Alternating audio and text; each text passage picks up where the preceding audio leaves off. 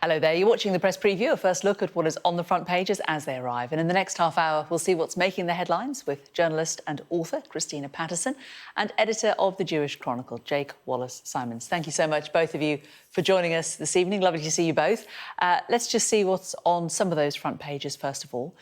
The Express goes with FIFA boss Gianni Infantino causing outrage during a news conference where he said the West should not criticise Qatar's hosting of the World Cup.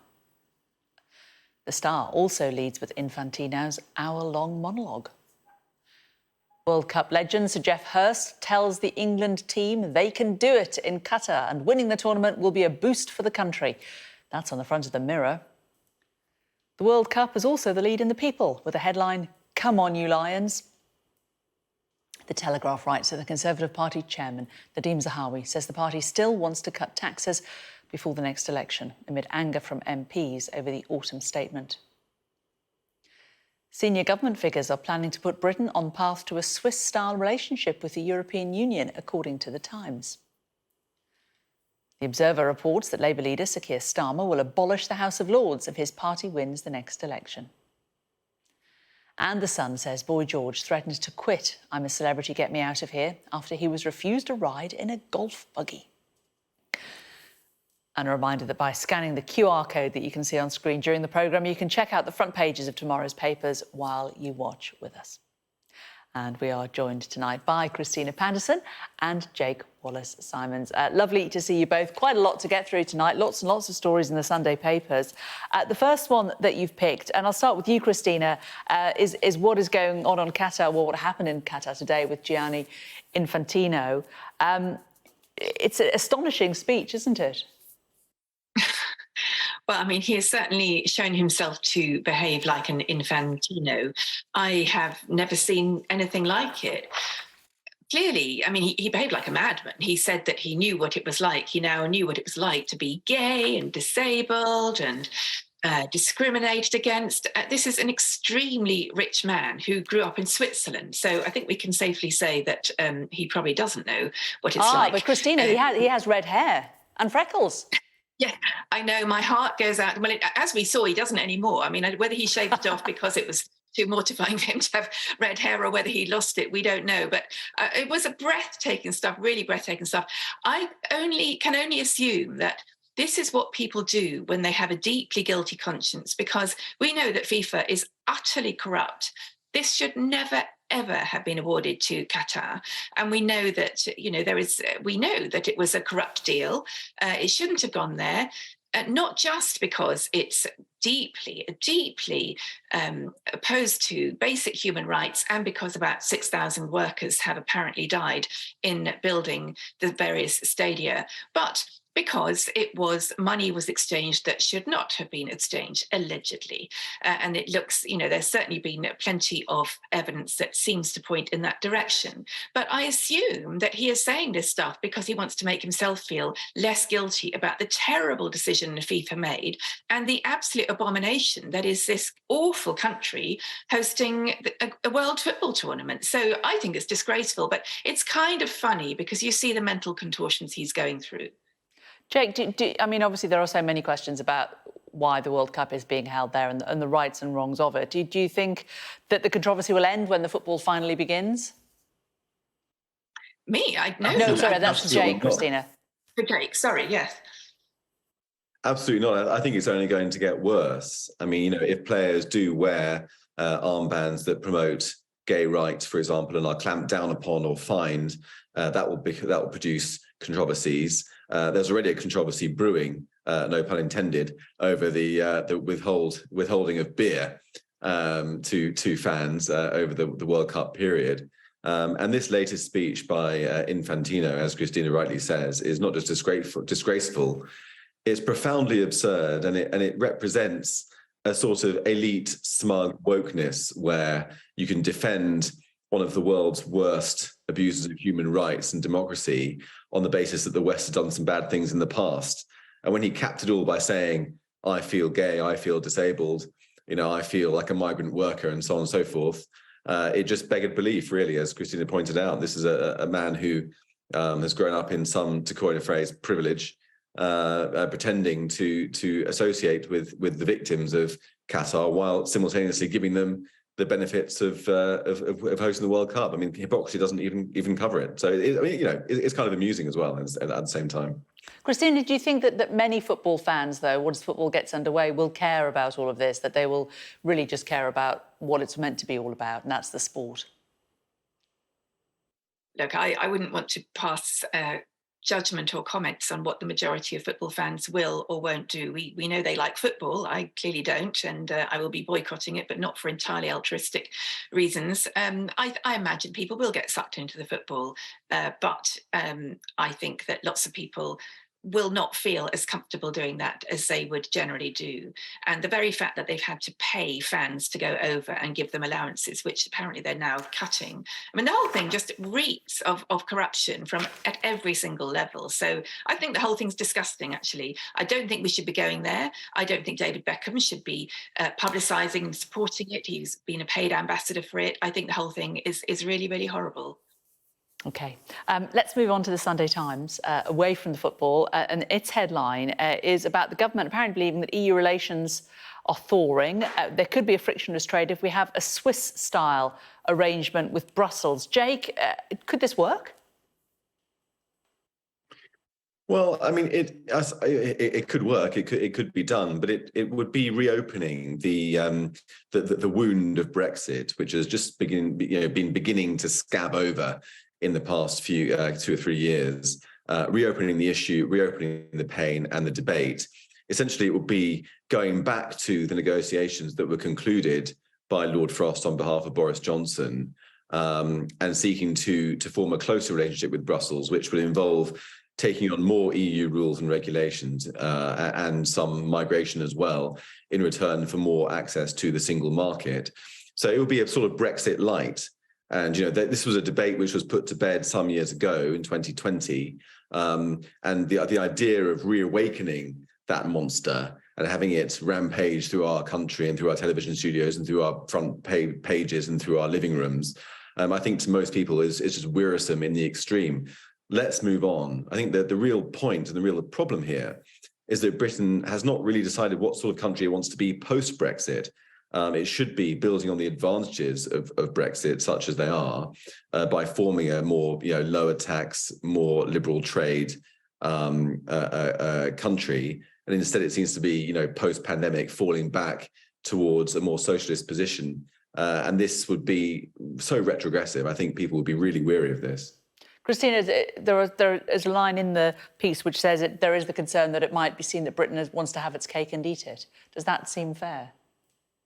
Well, that was always the promise, wasn't it? Boris Johnson always did have his cake and ate it and promised the country that it could do the same, not least in relation to Ireland, where he claimed that half of a landmass could be in the EU and half could be in the UK, and there could be no borders, and there could be, I don't know, dancing golden unicorns who somehow made everything okay. And strangely enough, they didn't. I disagree with Jake, actually. I think that there are many opinion polls that indicate that the majority of people are now opposed to Brexit.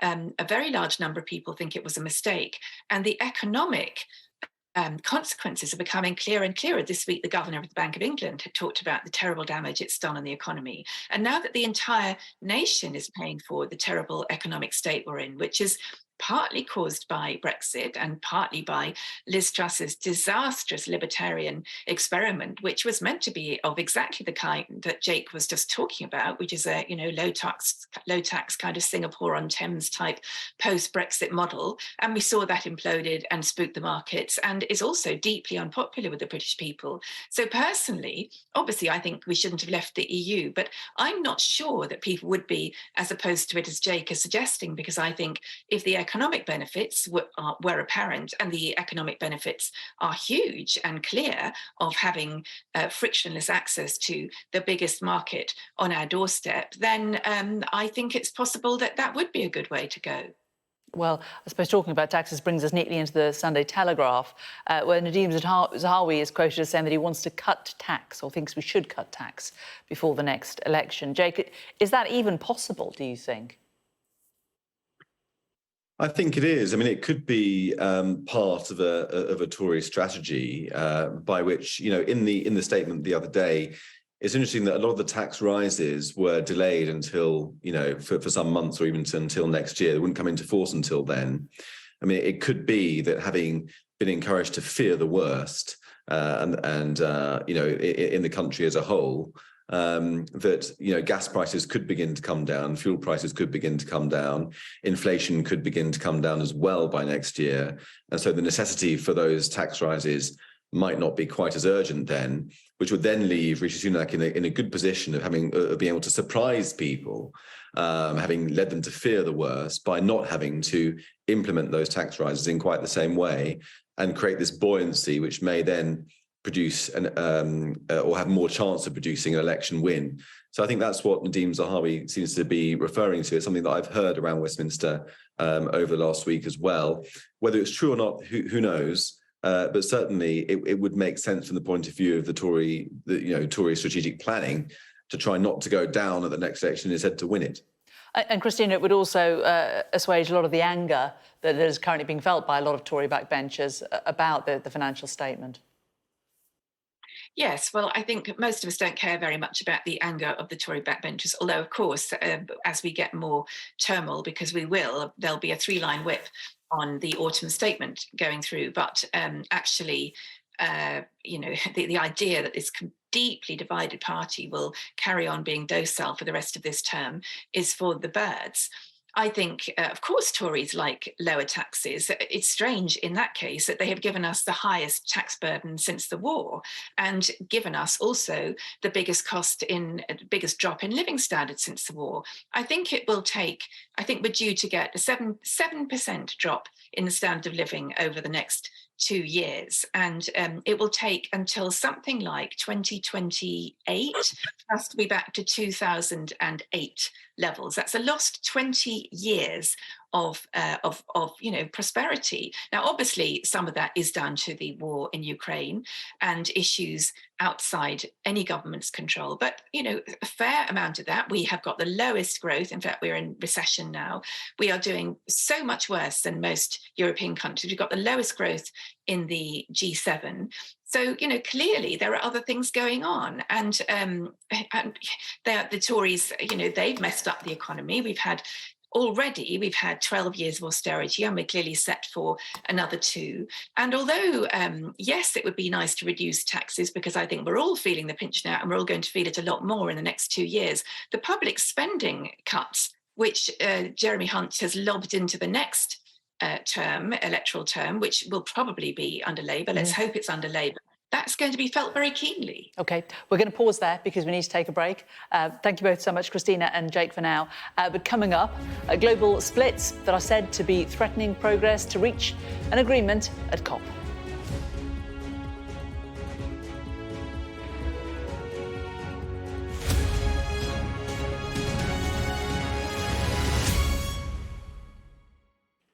Welcome back. You're watching the Press Preview. With me this evening, journalist and author Christina Patterson and editor of the Jewish Chronicle, Jake Wallis-Simons. The front of the Observer's got 2 stories that we're going to have a look at. The first about Keir Starmer. He wants to abolish Lords, he says, to restore trust in politics. Jake, is this a good idea? And what should it be replaced with, if anything at all? I think this is quite a canny idea from Keir Starmer at this current time when people are very highly aware of the returning sleaze to the Tory party, which happened with Partygate and thenceforth. And for then Keir Starmer to come out and say that he wants to abolish the House of Lords, which is, let's face it, runs on the principles of cronyism across the board, not just with the Tories, but also Labour and the Lib Dems as well, paints Keir Starmer as a changed politician, as a refreshing politician who wishes to coin a phrase, drain the swamp. The House of Lords is ripe for reform. It's got 84 Liberal Democrat peers. That's a huge amount, come from 2010 and it's still there, skewing the political balance, for example.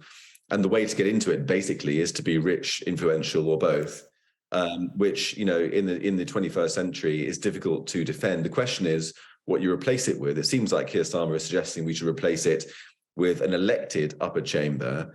That's one option. It would be complicated to have a second election to the country if it's going to be a general election style on top of an election for the lower chamber. Personally, I've always favoured an appointed upper chamber on the basis of the balance of parties. But, either way, this is a canny political move from Keir Starmer at the moment.